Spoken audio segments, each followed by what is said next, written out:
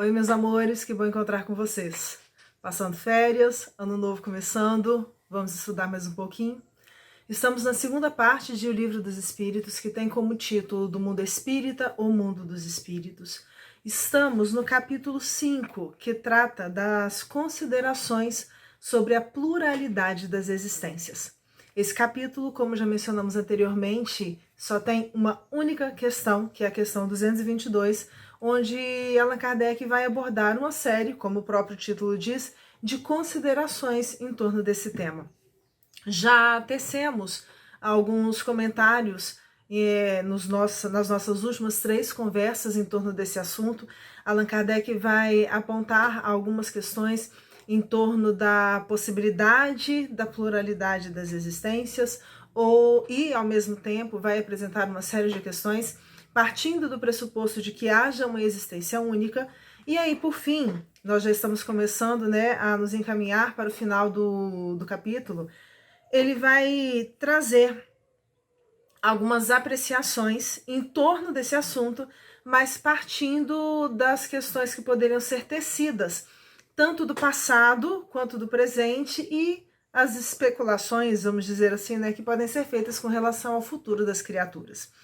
E aí ele vai dizer para a gente o seguinte: vimos de apreciar a alma com relação ao seu passado e ao seu presente, que é o que ele vem mencionando até este momento. Se a considerarmos tendo em vista o seu futuro, esbarraremos nas mesmas dificuldades. Porque ele foi apresentando, dentro do panorama da época, as questões que eram defendidas por um e outro grupo, mas ele vai o tempo todo apelar para a lógica, para o bom senso. Não é à toa que ele vai ser descrito como o bom senso reencarnado, mas ele vai apelar para a lógica, para o bom senso, para nos auxiliar no entendimento da possibilidade da pluralidade das existências, da possibilidade da reencarnação, independente do que seria o ensino dos espíritos ou não. Do que a gente está dizendo? Vamos fingir que os espíritos não vieram trazer nada sobre esse assunto, que a gente não tem nenhum tipo de informação desse assunto. Mas se a gente puder avaliar de forma clara, direta, lógica, racional, os fatos, o que a gente pode depreender, o que a gente pode entender dessas questões.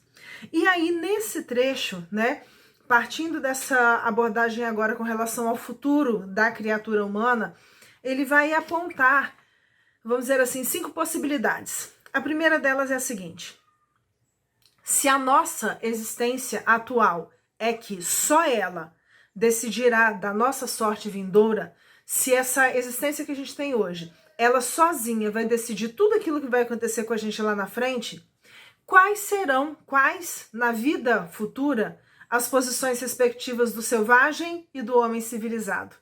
Ah, Rogéria, mas esses termos selvagem e homem civilizado, eles são tão assim antiquados, Parece que é um pouquinho preconceituoso. Por que eu falo selvagem?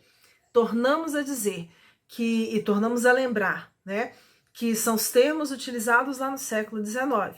Do mesmo jeito que a gente não vai pegar a Bíblia e reescrever a Bíblia colocando só palavras politicamente corretas no entender de hoje, a gente precisa ter esse tipo de entendimento.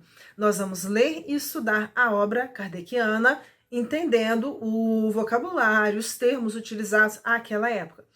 Naquela época, já mencionamos anteriormente também, onde uma série de questões estavam sendo discutidas em torno, por exemplo, do darwinismo social, do entendimento que o homem selvagem seria o primitivo e que atingiria a grosso modo, um nível evolutivo que faria com que ele alcançasse o ponto onde se encontrariam as maiores civilizações da Terra. Esses termos eram normalmente utilizados.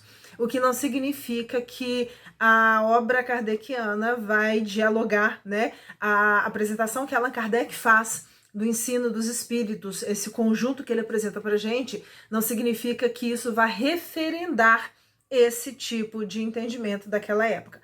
Mas ele está utilizando os termos utilizados àquela época. E aí, dentro desse ponto, a questão que ele traz é essa, Se essa vida que a gente tem é a única que deve ser levada em conta para definir todo o nosso futuro, como que a gente vai entender o futuro do selvagem e do homem civilizado? Porque são criaturas completamente, no entender da matéria, com níveis de desenvolvimento completamente diferentes. A gente pode esperar deles o mesmo tipo de desenvolvimento? E aí Kardec ainda continua. Estarão no mesmo nível? É a pergunta que ele faz logo depois. Ou se acharão distanciados um do outro no tocante à soma de felicidade eterna que lhes caiba? O que ele está querendo dizer aqui? Cada um nasceu dentro desse tipo de espaço. Vamos colocar dentro desse entendimento, o selvagem e o homem civilizado. Lá na frente, eles vão ter direito ao mesmo tanto de felicidade, um e outro. É isso que ele está querendo chegar. Vai seguir ainda. O homem que trabalhou toda a vida por melhorar-se, que buscou durante toda a sua existência se instruir, se desenvolver, se aperfeiçoar, virá a ocupar a mesma categoria de outro, que se conservou em grau inferior de adiantamento, não por culpa sua, mas porque não teve tempo nem possibilidade de se tornar melhor? Entenderam a sutileza da questão? Temos duas criaturas, uma que teve toda a oportunidade dada, né, pelas condições, talvez, econômicas, sociais que ele recebeu, teve todas as condições de desenvolver tudo o que ele podia desenvolver nessa existência. Mas temos uma outra criatura que não teve chance, né? Não foram oferecidas a ele possibilidades, a essa criatura possibilidades de se desenvolver tanto quanto ele talvez gostaria, por questões de sobrevivência, por questões, seja lá quais elas forem, né? Mas não foi dada a ele, ou vamos dizer assim, ele não teve a oportunidade, pela própria necessidade da vida, de se desenvolver tanto quanto ele poderia ter se desenvolvido. E aí a pergunta que é, ele vai futuramente ocupar a mesma categoria, vamos imaginar a ideia de céu, né? Eles estarão colocados no céu com o mesmo nível, com o mesmo direito à felicidade, à paz e à tranquilidade, que aquele outro que lutou e se esforçou o tempo inteiro e teve essas facilidades para conseguir se desenvolver? Terceira provocação. O que praticou o mal por não ter podido instruir-se, não sabia que aquilo que ele estava fazendo era errado, que aquilo que ele estava fazendo poderia prejudicar alguém. O que praticou o mal por não ter podido instruir-se, será culpado de um estado de coisas cuja existência em nada dependeu dele? As coisas que foram, né, colocadas à sua volta não dependiam da sua ação e ele praticou o mal por não ter tido chance de se instruir nesse sentido. Ele vai ser culpado por causa disso? Entenderam que Kardec está levantando as questões em torno de justiça, de equidade e assim por diante? E são todas pautas que estão muito em voga hoje em dia. A gente tem que deixar isso, a gente tem que entender, né?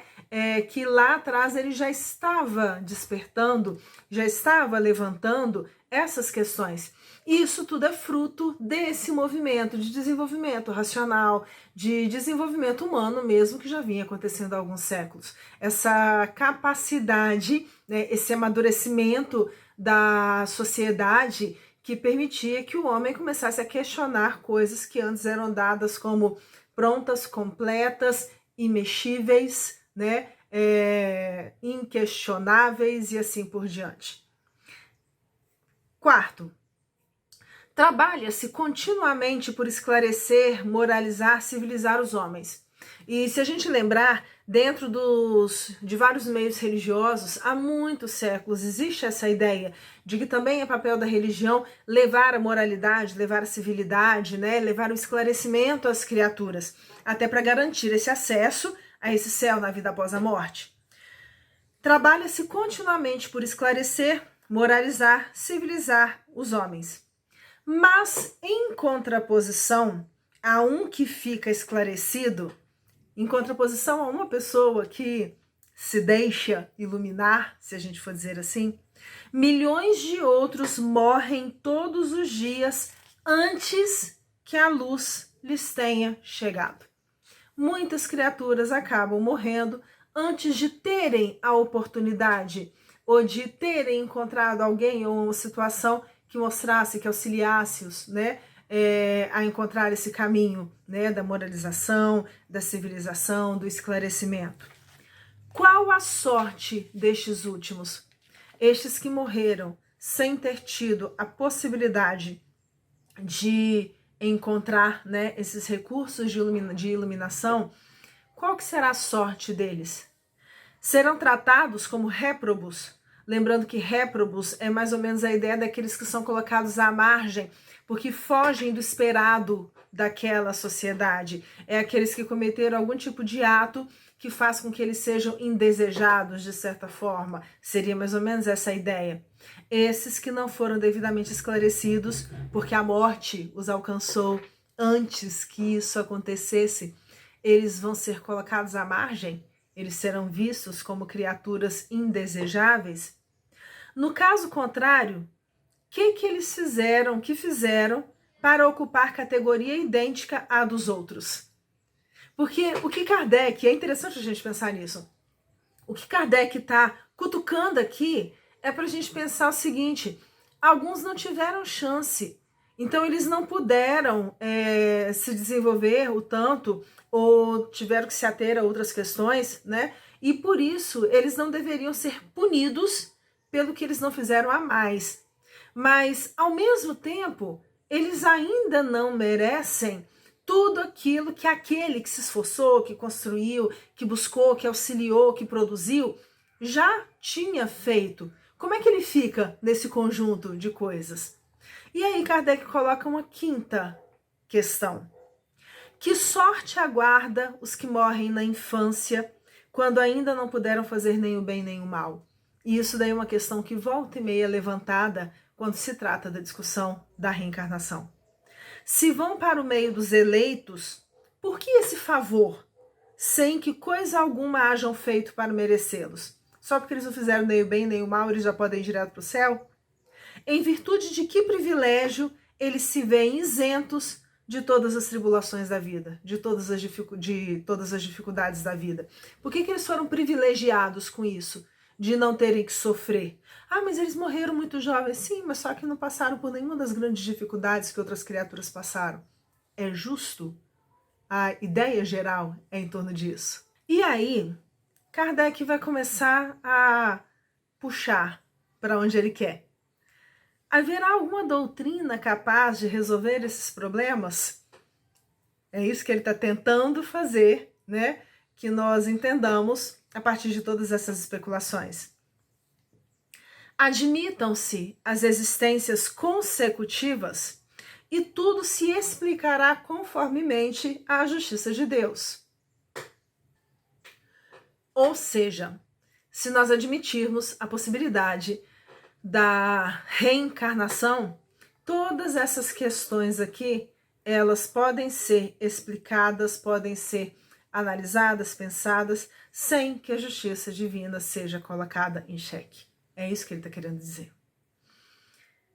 O que se não pôde fazer numa existência, faça em outra.